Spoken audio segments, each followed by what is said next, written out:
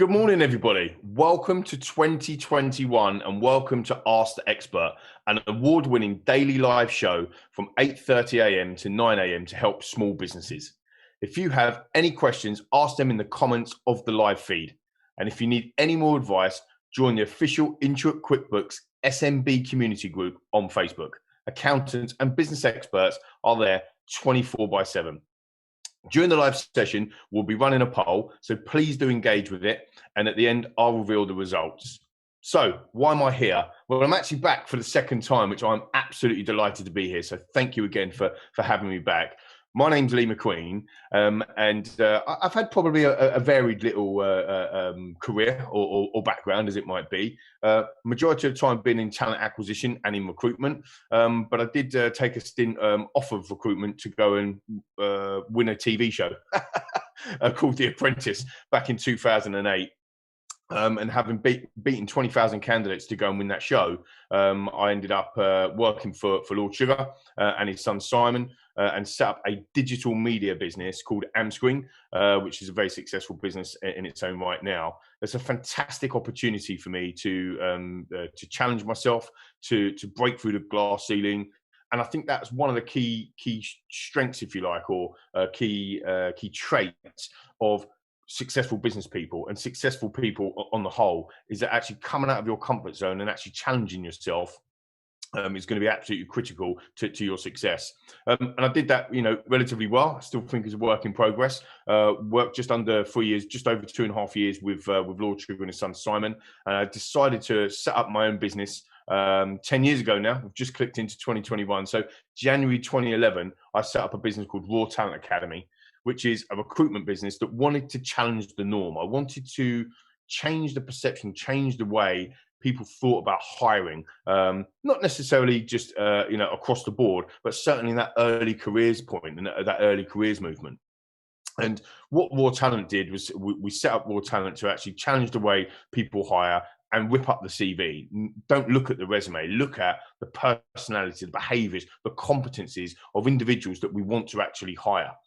So we set our business up, and we had to do some education. At the time, there was quite a few organisations that ran grad recruitment or early careers recruitment, but in the title, in terms of grad, it was all graduates. And we wanted to say, look, let's not worry about if you're a graduate or non-graduate. Let's worry about what you can do for our business, for our clients, for your career.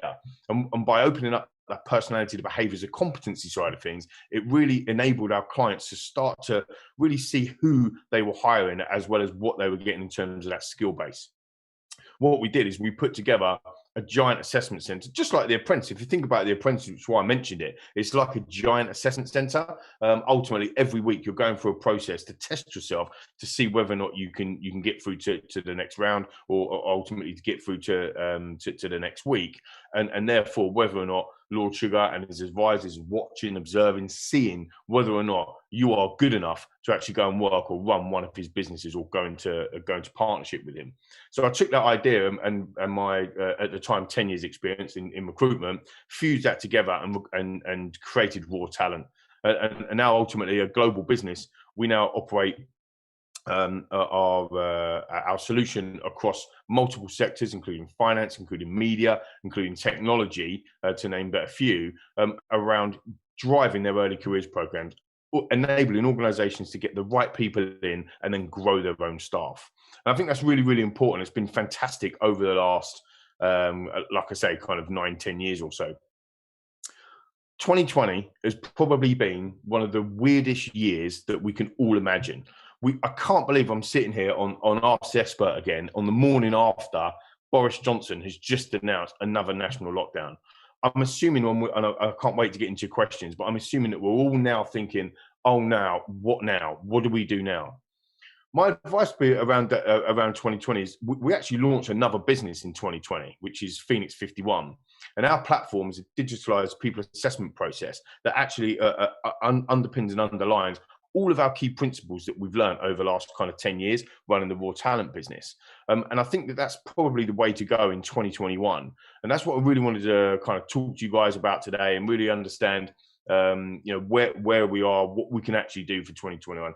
We need to be optimistic. And the reason why we need to be optimistic is Last time around, we didn't know where we were going to be. We didn't see any light at the end of the tunnel. We didn't actually know when the lockdown would finish, when this terrible virus would actually go away, how long the global pandemic would last.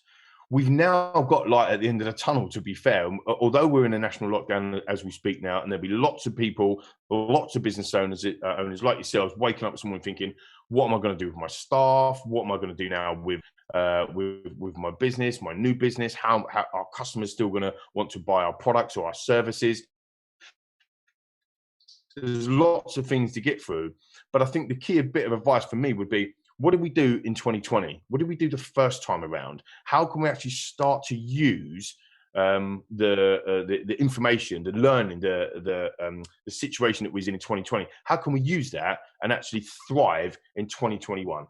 So for me, that's what we're going to be focusing on at Phoenix 51. We launched a business in a global pandemic. We launched a business in what is ending up being a global recession, and ultimately starting to thrive during that period of time. And I wanted to share some of the key learning bits for us. I think the first key thing, and this probably sounds really obvious, and again, if you watch the first episode that I did with Ask the Expert, and you've been following me, you'll know that you'll never get rocket science from me. So you're not going to get some kind of magic formula here. But for me, it's about going back to basics. It's about understanding communication. Have we got staff? Can we communicate with them? What is our way of communicating? We're locked in. If you're working in a manufacturing industry, or where you have to go back into the workplace, you might have to do different rotas. You might have to do different kind of staffing elements to make sure that social distancing aspect. But ultimately, now we know how to utilize that and how to do that. The first time around we didn't, so that's a positive. If you're working from an office environment, like a lot of us will be, and we're now working from home, well, come on, let's be honest. We've been doing that now for the last 9-10 months or so. So we've got the technology like the Zooms, like Phoenix 51, for example, using a video technology like Teams, to be able to utilize and understand how we can still grow our businesses, how we can still interview potential candidates, how we can still interact with our staff. And I think that's really, really important as well. You've got to also remember, if your staff are around their own children, because of the national lockdown, and again, the first time around we didn't know how this was going to cope. Probably 80% of the audience watching this now have got children. They're now going to be homeschooling. You've got a business to run. You've got homeschooling to put onto the agenda as well. I'm no different. Behind me, I've got my 3 children now. I don't know if you can see that in the picture behind me. And obviously, my wife works. I work as well. And so we've now got something else added into that mix as well. So I think for me, I think it's about being organized and making sure that, if we've got children, if we've got that ability to be able to work from home, then making sure that we communicate what we expect, what we need from our people, from our staff, and actually come together. I think that key piece for us in being successful is having regular catch-ups, regular stand-up meetings, if you like, making sure that we're all on the same page and we're working to that key common goal. And most of us across the planet, because it's the new year, would have made New Year's resolutions, whether or not that's personal, whether or not that's business. And again, having a look at them, for me, I would keep them really short. Don't go over a 6-month, 9-month, 12-month period. Go over a 3-month period. We don't know. We're facing Brexit as well at the exact same moment as we're now facing the national lockdown. So there's lots of things to think about. So actually keep them short and sweet. Look at them business-oriented goals. Make sure that your teams are set up within business-oriented goals over a 3-month period, and start checking in and reviewing and talking and communicating. That is basic advice, but for me, it's worked brilliantly to be able to be on hand, to be able to check in, to be able to have clear written goals to say, this is what we're going to achieve, not over a 3-year, 5-year period, but over a 3-month period or 12-week period. Shorter, smaller steps are always easier to manage. So I think for us, just from an introduction perspective, lots of people can actually sit here and think doom and gloom, what we're going to do. But actually, you've got to look at the learning that we've had from 2020 and actually put that into place. It's almost a reset button in 2020. And now 2021 started, which is probably started from a point of view where we didn't really want to be. But nonetheless, we can see the light at the end of the tunnel. And I'm absolutely convinced that over the next kind of 3 months, 4 months, 5 months, we can beat the pandemic, we can beat the virus, and we can thrive as small businesses within within the UK. So that's a little bit about my background and where kind of my thought process is on waking up on the day that Boris has announced that there is another national lockdown, which is probably going to be enforced for at least the next 6 weeks or so. But as I said before, I think it's really, really important. Ask yourselves the questions. Think about, what can we do better? What did we do really well? How did we adapt really well in 2020, and what can we do even better in 2021? With short, sharp goals and that communication with our teams, with our staff, with our people, I don't think you'll go too far wrong as to starting off on the right foot, essentially in 2020, in 2021 even. So look, that's a little bit from me. We've got loads of questions coming in, so I think it would be really, really good to start getting some of these questions in and see, hopefully, if I can answer them for you. So the first question is from Yutsav from Instagram on the DM. And he's written, how can I motivate and uplift the spirits of employees so they can move beyond the noise of COVID Brexit and focus on business as usual like the pre-COVID days? Well, what a perfect question. I've literally just been talking about that. So it's absolutely fantastic. Thank you, Utsav, for that particular question. I think for us, the most important thing is that we can still achieve our business goals. We can still achieve our personal goals. We just have to do them differently. Now, ultimately, at the end of the day, you've still got the opportunity to be able to grow. You've still got the opportunity to be able to grow your business through new customers, existing customers. You've got a product or a service or whatever your business model is that your clients or your customers actually want. So if they still need it and they still want it, then ultimately you've still got an opportunity to be able to grow your business on that side of things. In terms of employees, it goes back to that communication, making sure that we're communicating where we are, what we're doing about it. Employees and staff, they don't like to be left in the dark. They don't like to be kind of the last people to know. And sometimes it's easy for us to try and protect and try and say, we've got this under control, leave it with us. But actually, I've found, certainly over the last 12 months, that actually being open and being free with that information to your employees, to your staff, gives them that comfort that we're all on the same page and we're all in this together in terms of that organisation. So, one pure goal, small goal, 3 months. Let's see where we go from there, and then we can review that. And I think that's where the spirits and the motivation, if you like, of your staff and employees will be lifted. Thank you for the question. Okay, we've got another question here as well from Marco from Twitter. He says, hi Lee, employee referral is a popular method in hiring by many companies. Do you think there is favoritism in this process? If so, how can we remove it? What a fantastic question, Marco. And put simply, yes, I do. We work with business in the height of its game in financial services, and to remove that kind of unconscious bias through our platform, Phoenix 51. And this was a huge problem for their company globally. Basically, what they did is employee referral, yes, but because that individual, it's like, oh yeah, let's hire Marco, or let's hire Alba, or let's hire Fiona, because we know who they are, because we know Lee. Then Marco must be a good guy, for example. But ultimately, to be able to make sure that there's no favoritism, you need to build a recruitment process that is a standard process across all hires, whether or not that's low level in individual early careers hires, or whether or not that's senior hires as well. And that, for me, comes from that behavior and competency piece, looking at what your company values are and understanding what your competencies are that you want within your business, and subsequently within that role, is a key element to be able to make sure that we're removing that unconscious bias.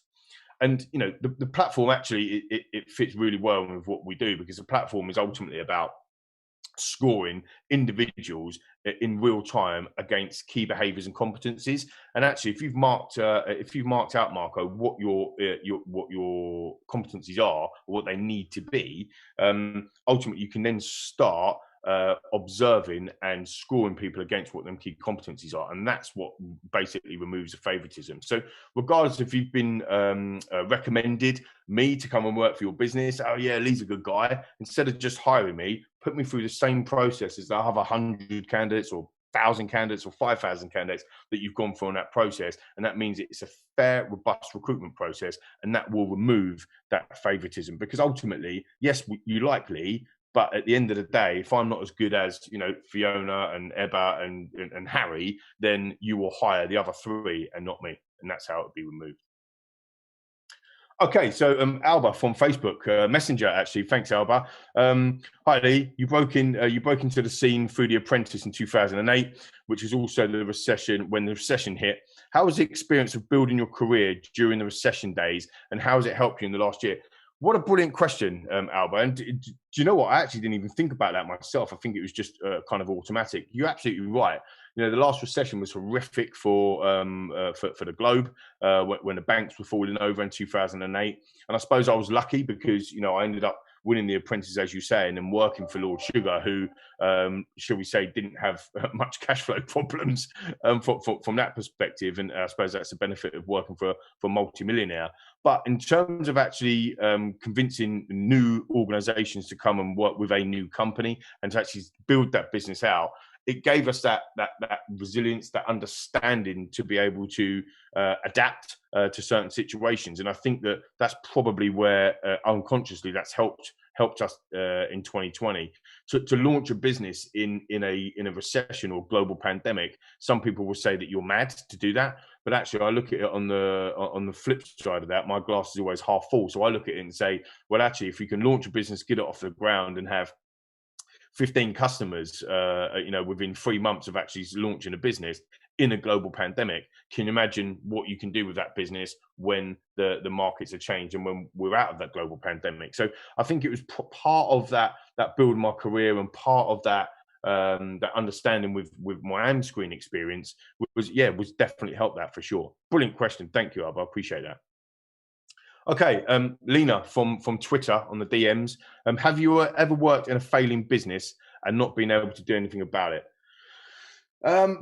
It's a really difficult question, because most entrepreneurs or most business owners would have failed at something before they get it right. Whenever we see a fantastic business, whether or not it's on TV advertising, or whether or not it's via social media channels now, where it's all almost exploded overnight, that doesn't really happen, Lena, to be fair. And I would probably guess that the business owners or that entrepreneur have probably gone through lots of pain before they've actually got there. And I'm no different. We've had some huge trying or testing times within the raw talent business over the last 10 years.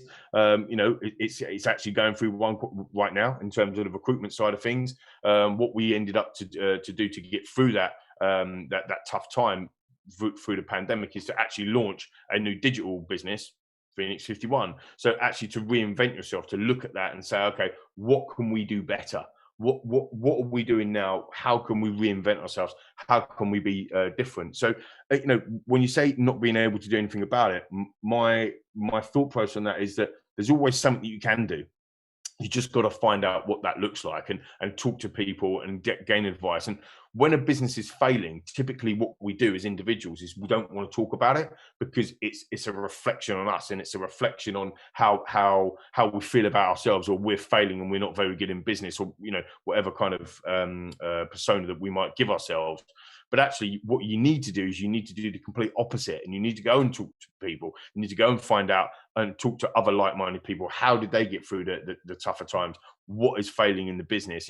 It's difficult just to, the actual subject matter itself, when you're talking about, we're going for a pain point with, I don't know, finances, or we're going for a pain point that we can't find new customers, or we're going for a pain point at the moment because we haven't got the right staff. All of these key things that I've just mentioned there attribute to a business failing or not, as the case may be. I'll give you a classic example. Back in 2014 in More Talent, we had our best year to date. We'd grown the business year on year, 100% growth year on year.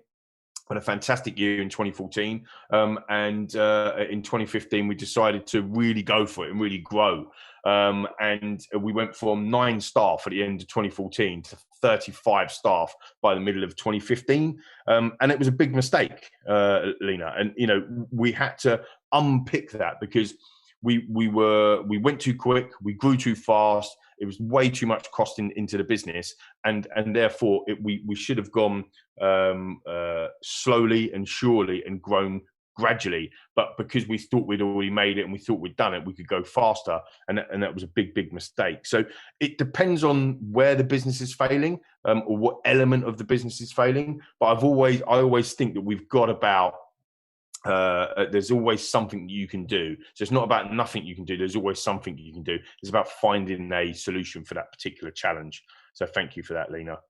Okay, Renato from Facebook Live. From an entrepreneurial point of view, do you think it is better to work from home or in the office? Again, brilliant question. I mean, I'm going to be biased here because I've just launched a business in 2020 called Phoenix 51, which is a digital people assessment platform with embedded video technology, which essentially enables organizations to hire and interview and assess their employees and their staff from anywhere. From in the world, so you can run virtual assessments, and you can be in America or in the US or in Germany and in the UK all at the same time simultaneously, and still have that kind of people assessment process. So I'm a little bit biased on this question.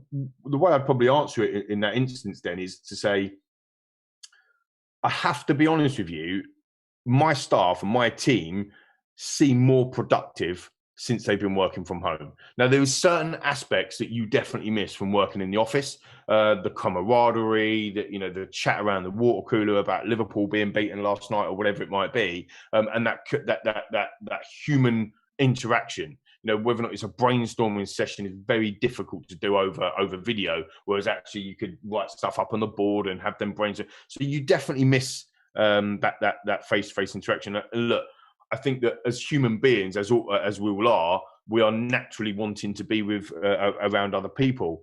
But that said, what we've learned in 2020 is that you can be more productive. You probably get more things done. It probably means that you see your children or your families even more. You probably cut out your commute. So your commute, I live in Oxfordshire, but I commuted probably 3-4 days a week to London. That's now been cut out.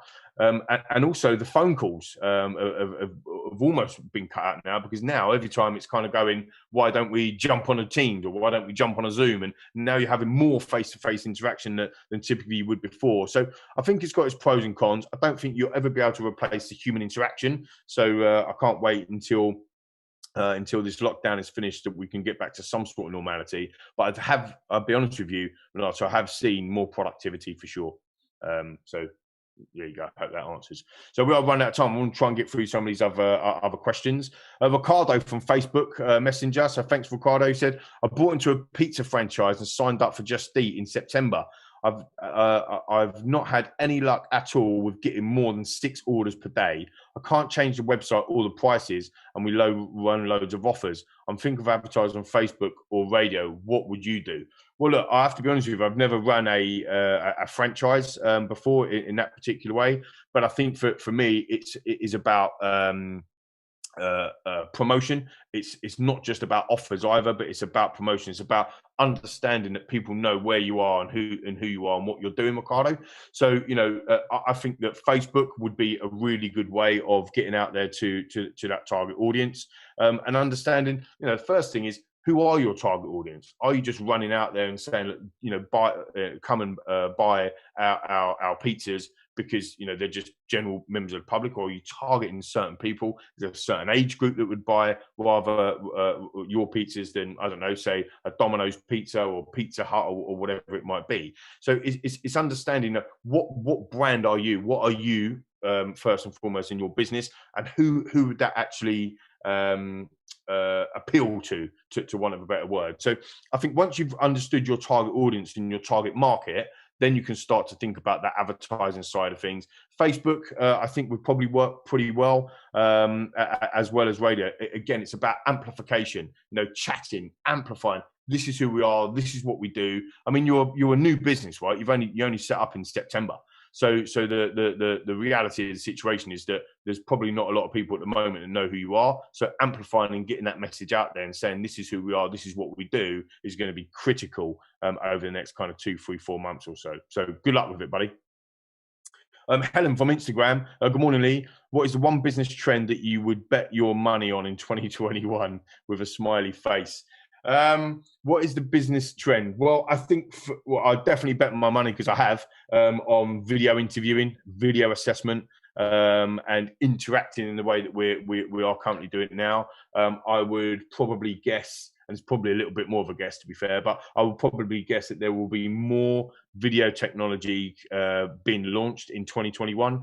I think that businesses are understanding that they need to adapt, and they're adapting very, very quickly, or like all of us are, and using this type of platform and these types of technologies. I don't think it's going to be long before you've got more than Zoom and Teams on your lips when it comes to video interviewing. And video meetings. So I think that would probably be one of the key business trends. Hopefully, Helen, we're not talking about unprecedented times and being unbelievable, because that was definitely the most used word in 2020 for sure. So hopefully that won't be the case. Anna from Facebook Messenger.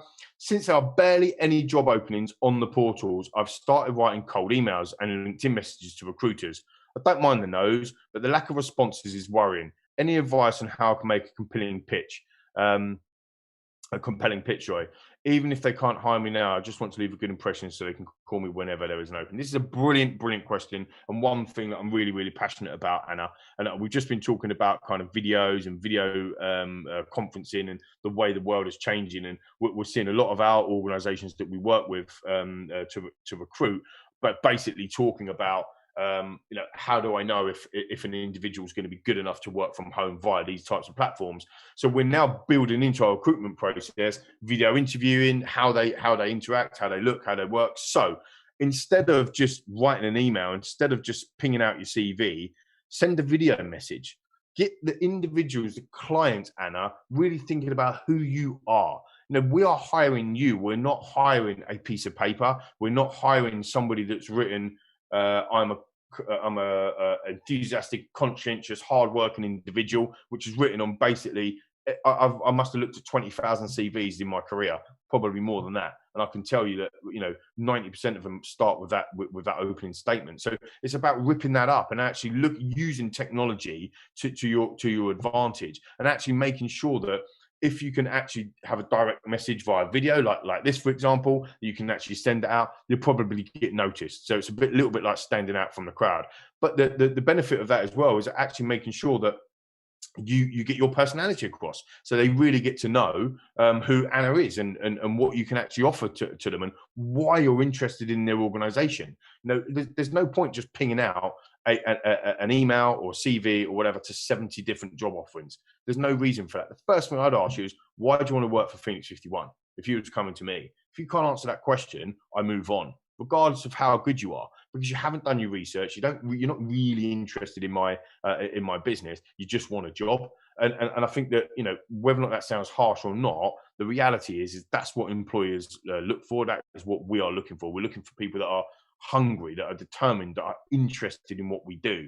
You know, if your beliefs, if your competence, if your behaviors, your beliefs are that you believe in technology, that you don't believe in hiring based on a piece of paper, if you believe in you know, assessment and behaviors and competencies, then, and that's my beliefs, then all of a sudden we've got a connection. And I think that's really important. So understanding, doing your research on the clients or the companies that you're actually applying to, and then ultimately making sure that you then not tailor your responses, but actually if you think, yeah, you know what, that works for me, then actually, and that's what I believe, then essentially put the message across, and I will do it personally on video. We're doing it on video now. You're on Facebook Messenger now. Everyone's on social media aspects. Do the research, and then essentially put a video out there. Put yourself out there. I think that's the most important thing. So thank you, Anna. And I'm being hurried up. So, Shortcat, you are the last question from Facebook Live. So, how did you motivate your staff during the first lockdown? And what tips have you got for business owners for motivating staff during this lockdown? Well, it's actually a really good question, Shortcat, and actually brings us a little bit full circle.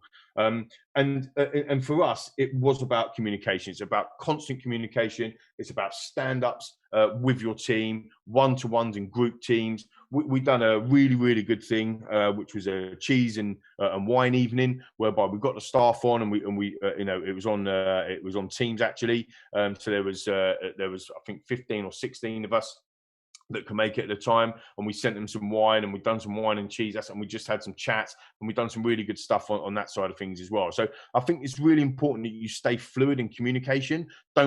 Just because you're not in the office doesn't mean to say that you can't have that interaction, that communication. And again, be kind, making sure that you're listening to your staff as well, what their needs are, and actually trying to incorporate that in your business as well. So thank you, Shortcat. So look, I mentioned right at the beginning, our poll results. Are you optimistic about your business growth in 2021? This is incredible. 50% of you said yes, and 50% of you said no. That's a little bit disappointing. I think that I know there's a lot of uncertainty, and we're running that poll on the morning after Boris has announced a national lockdown. What I would say is I'm very optimistic about the next 3 months, about the next 9 and 12 months. There's been a lot of learning in 2020. I think how you react to times of challenge really define you as an individual and defines you as a business owner. And I think that's where we've got to be strong. And that's where I think that we can get through this. There's still an opportunity to be able to grow. There's still an opportunity to be able to go and seek out the best possible options for you in 2021. And that's why I'm optimistic about business growth. I think that there is light at the end of the tunnel. We know the vaccine is coming. It is a gargantuan operation to get the vaccine out to everybody. But I know it's happening, and we will have that vaccination soon, and that will mean that over the next kind of 2-3 months, it might still feel a bit weird, but certainly come the spring and beyond, it's growth time and it's thrive time, and I'm absolutely certain that we're going to be able to do that. So that was a poll results as well. Thank you so much for tuning in. If you want to get in contact with me, you can send me a DM on Instagram at lee.mcqueen. You can follow me on Twitter at Lee McQueen if you're on Twitter as well, and of course I'm on LinkedIn as well. Coming up on Ask the Expert tomorrow is Carl Reeder, a serial entrepreneur, chairman of business advisory firm D&T, and author of 3 books, no less. Tune in and get advice on how to go from idea to execution, scale your business, or become a confident speaker. A reminder that if you need any more advice, join the official Intuit QuickBooks SMB community group on Facebook. Accountants and business experts there are on hand. I've really enjoyed answering all of your questions this morning. Have a fantastic day. Sorry for overrunning, but look, just remember that 2021 is an opportunity. We've learned in 2020. Let's put that learning to best. And I wish you all the best in your businesses over the next 9, 10, 12 months.